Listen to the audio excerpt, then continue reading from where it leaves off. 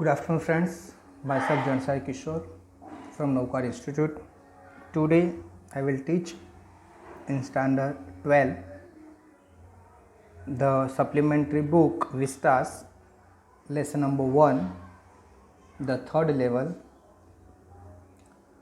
So, in last video, I have completed up to I turned away and got out fast. Okay, तो यहाँ बता रहा है कि जो राइटर था वो वहाँ से फटाफट भाग जाता है. There is nothing nice about jail. क्योंकि अगर वो वहाँ से नहीं भागता तो शायद ये जो क्लार्क था वो पुलिस को बुलाकर उसको क्या कर सकता था, अरेस्ट कर सकता था, इवन इन 1894. और यहाँ की जो जेल होगी वो भी कैसी होगी, अच्छी होगी नहीं. क्योंकि ये बहुत ही पुराने टाइम की जेल है, तो वहाँ पर कुछ फैसिलिटी मिले नहीं मिले बहुत प्रॉब्लम क्रिएट होगा, इसलिए वहाँ से वो भाग गया. एंड दैट वॉज दैट, वही हुआ. I left the same way came, वो वही रास्ते से भागा जो रास्ते से वो एंटर हुआ था, यानी जो रास्ते से वो ये थर्ड लेवल में पहुंचा था वही रास्ते से वो बाहर निकल गया. आई सपोज, ओके, उसने यही सोचा. Next day during lunch hour, अभी दूसरे दिन की बात है, जब लंच आवर यानी लंच ब्रेक होती है उसके टाइम पर I drew $300 out of the bank. मैंने बैंक में से $300 ड्रू यानी निकाले. नियरली ऑल वी हैड यानी उसके पास इतने ही थे. इन शॉर्ट जितने भी पैसे थे वो उनके पास अराउंड $300 थे, वो सब उसने बैंक में से क्या किए, निकाल दिए. And bought old style currency, और ये जो न्यू करेंसी थी उसको देखकर उसने बैंक में से ओल्ड स्टाइल करेंसी, जो पुरानी करेंसी थी, वो परचेज़ की. ओके, क्यों परचेज़ की?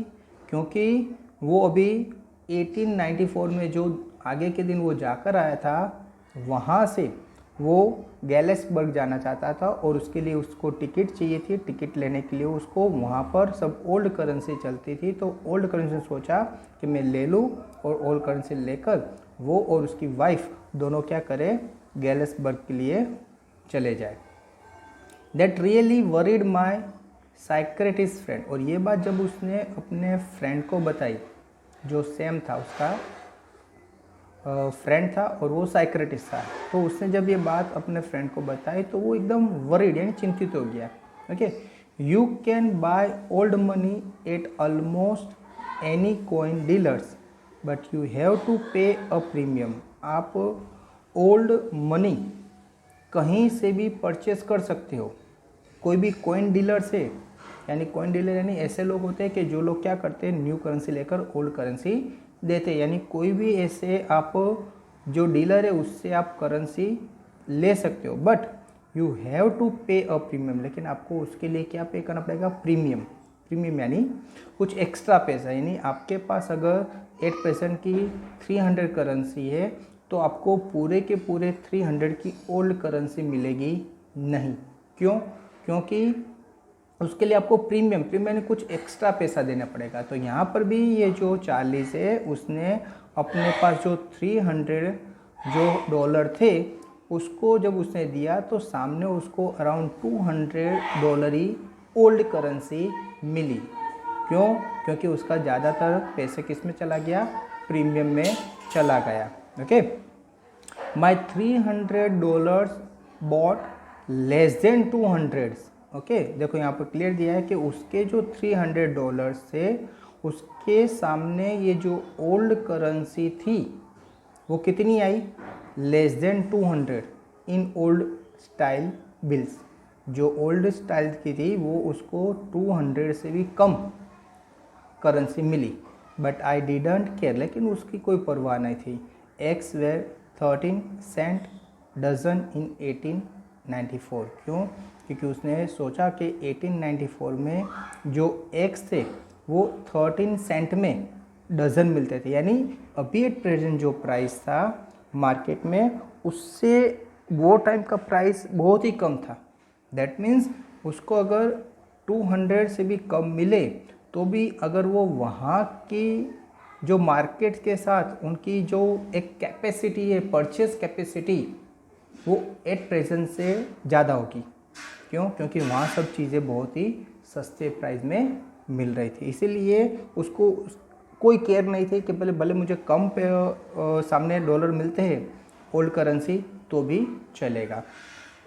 But I have never again found the corridor that leads to the third level at Grand Central station, although I have tried often enough. लेकिन ये change कराने के बाद नेक्स्ट डे से वो वहाँ पर जाना स्टार्ट किया और वो कॉरिडोर फाइंड आउट करने का ट्राई किया, लेकिन बोलता है मुझे उसके बाद कभी भी ये थर्ड लेवल जो ग्रैंड सेंट्रल स्टेशन में जो थर्ड लेवल था वो मुझे कभी मिला नहीं। मैंने कितनी बार ट्राई किया फिर भी वो मिला नहीं। Louisa was pretty worried when I told her all this. Louisa बहुत ही वरीड थी जब मैंने ये सब बात उसे बताई। And didn't want me to look for the third level any more. उसने मुझे बताया कि अभी आप ये थर्ड लेवल को भूल जाओ, उसको फाइंड आउट करने के लिए जाओ नहीं। And after a while I stopped. और थोड़े टाइम के बाद वो फिर भी वो ही स्टॉप हो गया, यानी अभी वो वहाँ जाना यानी जो थर्ड लेवल ढूंढना जो पहले ट्राई करता था वो उसने भी क्या कर दिया, स्टॉप कर दिया। क्यों? क्योंकि बहुत ही हार्ड वर्क करने के बाद भी उसको थर्ड लेवल मिला नहीं था। I went back to my stamps. वो फिर से अपने स्टैम्प जो कलेक्शन था उसमें लग गया। But now we are both looking. लेकिन अभी हम दोनों एक दूसरे को ऑब्जर्व कर रहे थे every weekend because now we have proof that the third level is still there. लेकिन अभी जैसे उसको एक प्रूफ मिला था कि रियल में थर्ड लेवल अभी भी वहाँ पर है।